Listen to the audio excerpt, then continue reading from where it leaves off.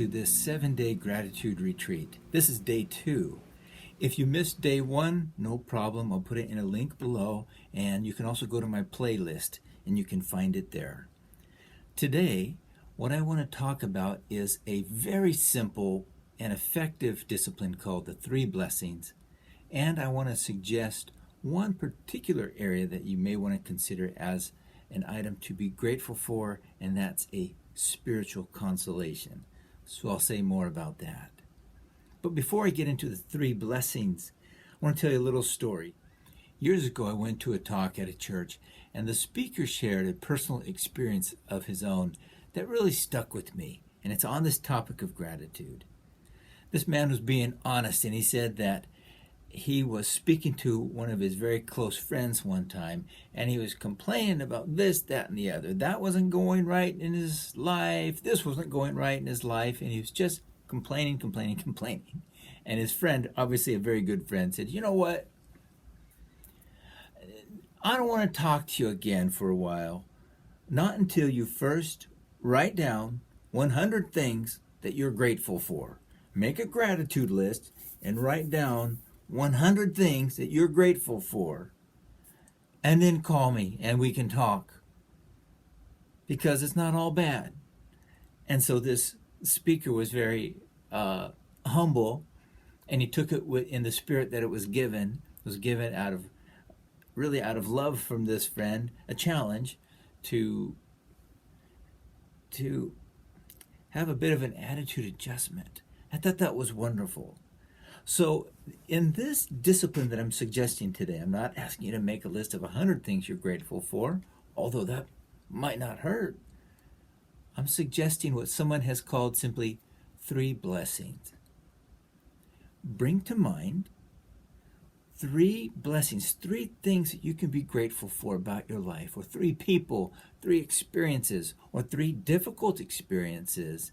It doesn't matter. 3 things that you're grateful for, and have an intentional time 3 times a day. In the morning, I suggest. In the morning, maybe even before you get out of bed, just bring these 3 things to mind. And in the afternoon at some point, and at night before you go to bed, or you can even be while you're lying in bed. Just bring these 3 things to mind and feel in your heart gratitude for whatever these are that you have selected, and reflect on them a bit. Again, it can be any 3 things: 3 people, 3 experiences.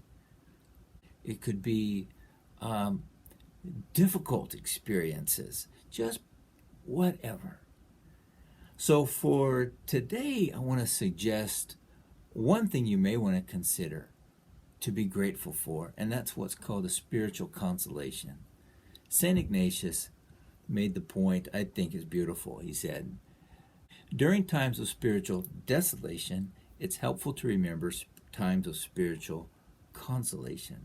So during times of spiritual desolation, in other words, difficulties, dryness, struggles, pains, it's helpful to bring to mind a spiritual consolation, a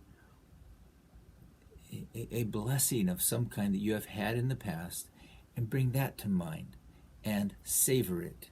Savor your spiritual consolations. Nurture it. Be grateful for it. So that's what I'm suggesting. Can you bring to mind a spiritual consolation that you have had in your life? Could be a huge one that changed everything for you, or it could be a very small, subtle one. Nonetheless, a very rich experience that you have had spiritually. It could be a conversion moment. The list is really endless. I want to share with you one spiritual consolation that I had about 15 years ago, for a couple of reasons. One, I hope that the experience itself is an encouragement to you. And 2, maybe my experience as sharing it will encourage your own thinking as you reflect on your own spiritual consolations. So yesterday, in day 1 of this retreat, I talked about an unhappy man who had a dream. And that was a parable. It wasn't a true story, but it was a parable with a meaning. Well, this experience was an actual dream that I had during a time that I was going through a rough season of life. You might say an unhappy man had a dream for real, and this one was mine. And here was the dream. I was in my house in this dream. My house was just as it actually is. And then a knock at the door came, and I went to answer it, and at the door was my dad and one of his friends. Now, this dream came, I don't know, 10 years after my father had died or something like that. And so in the dream, I was aware that my dad was dead even. And I goes, Dad, what are you doing here? You're dead. And he said, we just came to visit. And he had a personality that was very matter of fact. And he was just as he was in real life in this dream. I said, oh, can you come in? Yeah, we'll come in. I said, can I get you a drink? He says, yeah, a cup of water or something. Yeah, we'll have a drink. I said, can I get you something to eat? He says, no, we're not staying that long, but a drink will be fine.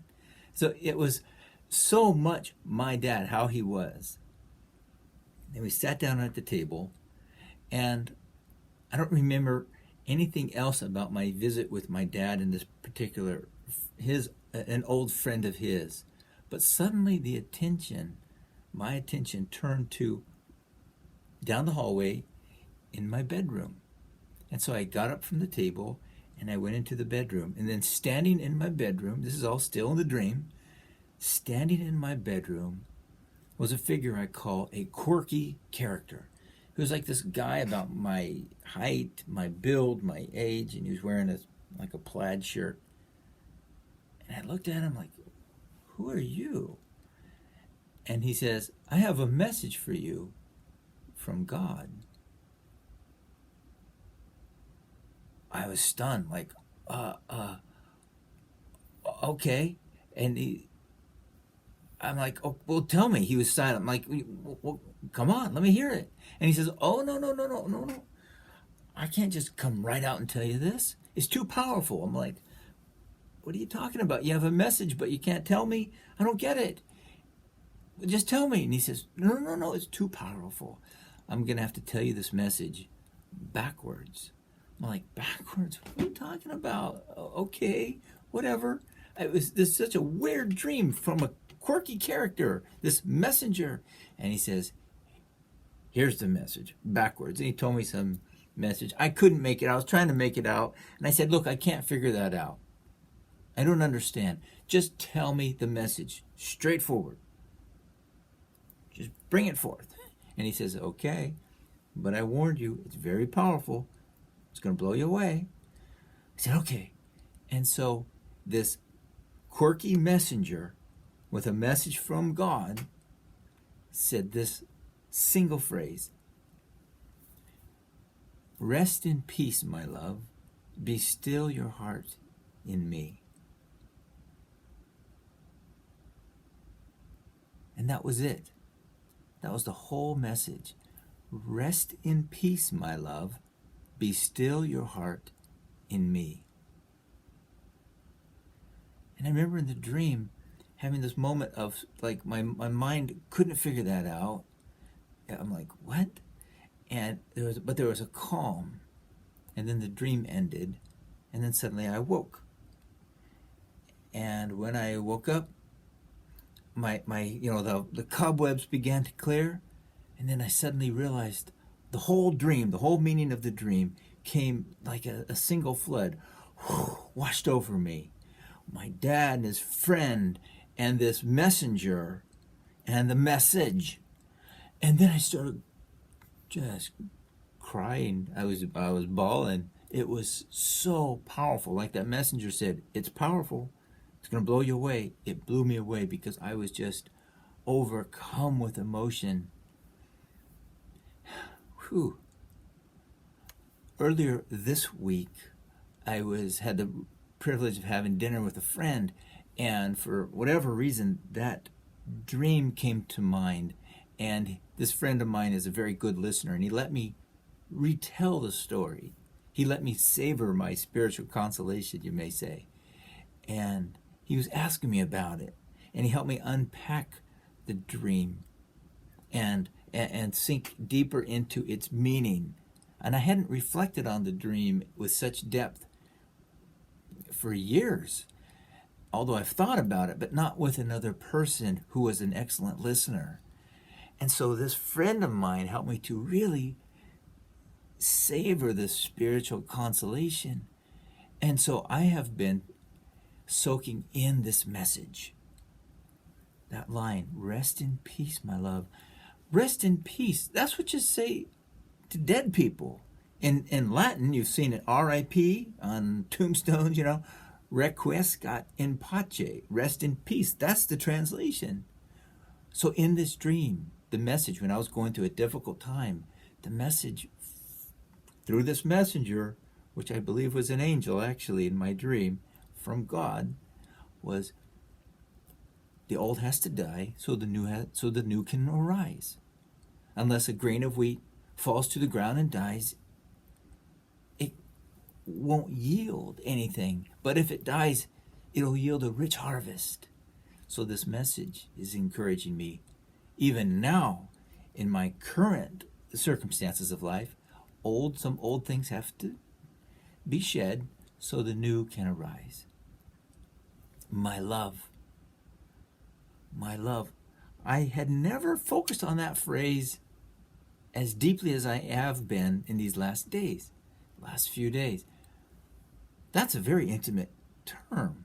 And this coming through this dream, from God himself for me. It's how I really believe it. And for you too, by the way. It's not just for me, it's for you. He's saying the same thing to you. He's calling me my love? Whoa. So I've been reflecting on that, soaking that in with so much gratitude. And then the next part of the phrase, be still your heart in me. Be still. B-E-S-T-I-L-L. That's a weird word. It's like an old English word or something. I had never used that word. But here it comes in this dream from this weird, quirky character, this weird word.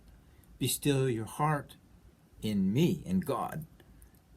Don't find my meaning in anything or any person. No, in God alone. Our hearts are restless until they find their rest in thee. Yes. So this is the spiritual consolation I've been drawing on, and I want to share that with you. I want to encourage you during this 7-day gratitude retreat. Today, if you want, reflect on a spiritual consolation of your own and nurture it. If you have the privilege to share it with somebody else, I can help you deepen your experience of the power of it in your life. And again, as you practice this 3-blessing exercise, spend some time in the morning, noon, and night, and just be grateful for those 3 things, one of which may be a spiritual consolation that you have had. So I will wrap it up there for day 2. Hope to see you tomorrow for day 3 of this 7-day gratitude retreat. This is Matt Sanders. God bless. Peace.